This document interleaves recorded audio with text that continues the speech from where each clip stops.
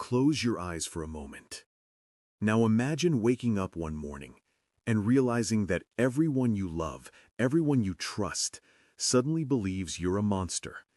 Not because of what you did, but because of what someone said. One innocent lie, and your entire world collapses. This is The Hunt, the haunting story of a man named Lucas, and how one misunderstanding turns an ordinary life into a living nightmare. Let me take you to a quiet little town in Denmark, the kind of place that feels untouched by time, where winters are long, neighbors greet each other with warmth, and doors rarely need to be locked. It's a close-knit community, where trust is as natural as breathing. And in the heart of this town lives Lucas, a gentle, kind-hearted man in his early 40s. He works at the local kindergarten, looking after children with patience and care. Lucas isn't just liked, he's loved. The kids adore him, the parents trust him, and his friends see him as one of the good ones, someone who always helps, always smiles, even when life isn't easy.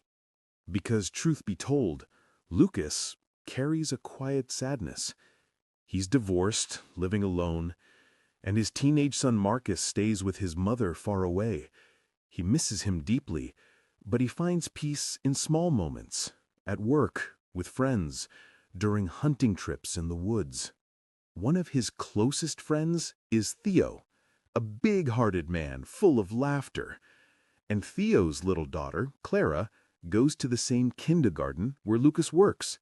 She's 5, shy, curious, and full of imagination. Lucas has a soft spot for her. He often walks her home when Theo's running late. And to Clara, Lucas isn't just a teacher, he's her favorite grown-up.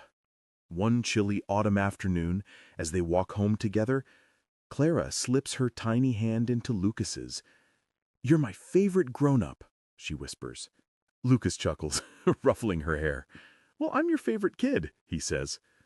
It's a sweet, innocent moment, the kind adults forget, but children remember forever. And yet, that simple moment will soon ignite a storm that changes everything.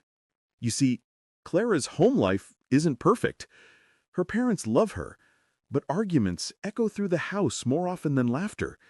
She's a little lonely, looking for attention, for warmth, for someone to listen. One day at kindergarten, she's upset. Maybe something small, maybe just a bad day. Lucas notices her sitting alone and kneels beside her. "Hey, Clara, what's wrong?" he asks softly. She doesn't reply. So he reaches into his pocket and offers her a little heart-shaped candy. "For my favorite kid," he says, smiling. Clara's face lights up. It's nothing but a kind gesture, but to a child like Clara, it means more than he realizes. Sometime later, when Clara is at home, she overhears things she's too young to understand. Inappropriate jokes, words about things she can't quite piece together, and in her innocent confusion, she mixes those ideas with her own memories, including Lucas's kindness. So when the kindergarten principal, Gret, notices Clara acting quiet and withdrawn, she sits her down for a talk. "Has anyone done something to make you sad?" Gret asks gently. Clara hesitates, then mumbles something about Lucas, about candy, about a touch that felt weird. Her words are vague, childlike, and innocent. But Gret, well-meaning but impulsive, interprets them as something serious. She presses Clara for details, and the little girl, sensing the adult's alarm, says more, thinks she doesn't truly understand. And that's all it takes. One confused sentence, one wrong assumption, and the spark becomes a wildfire. The next day, Gret calls an emergency meeting with staff and parents. Her voice trembles as she says, "Lucas may have done something inappropriate with a child." The room falls silent.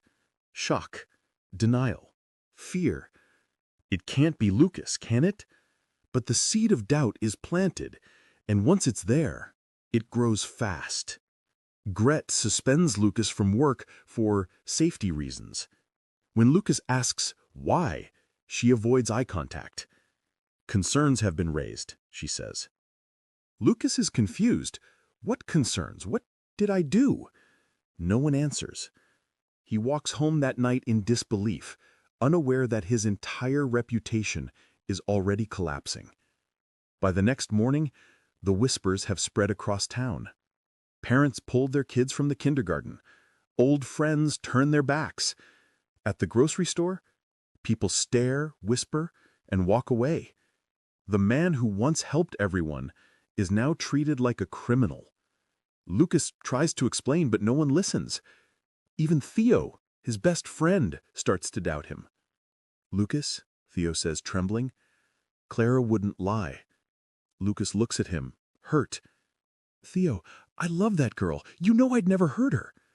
But Theo looks away. "I don't know what to believe anymore." And just like that, years of friendship vanish in an instant. Lucas's life crumbles piece by piece. At home, he sits in silence.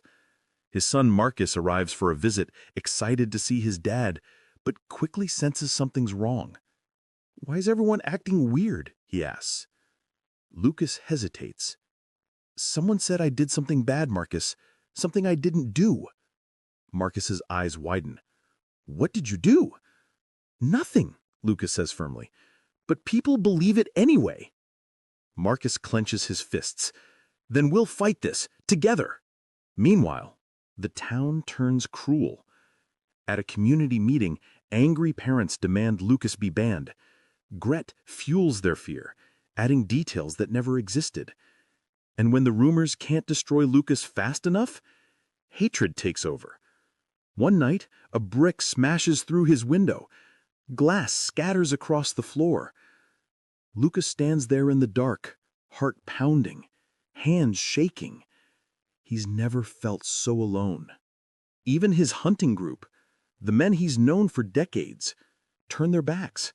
At their next gathering, one looks at him coldly and says, "You're not welcome here anymore."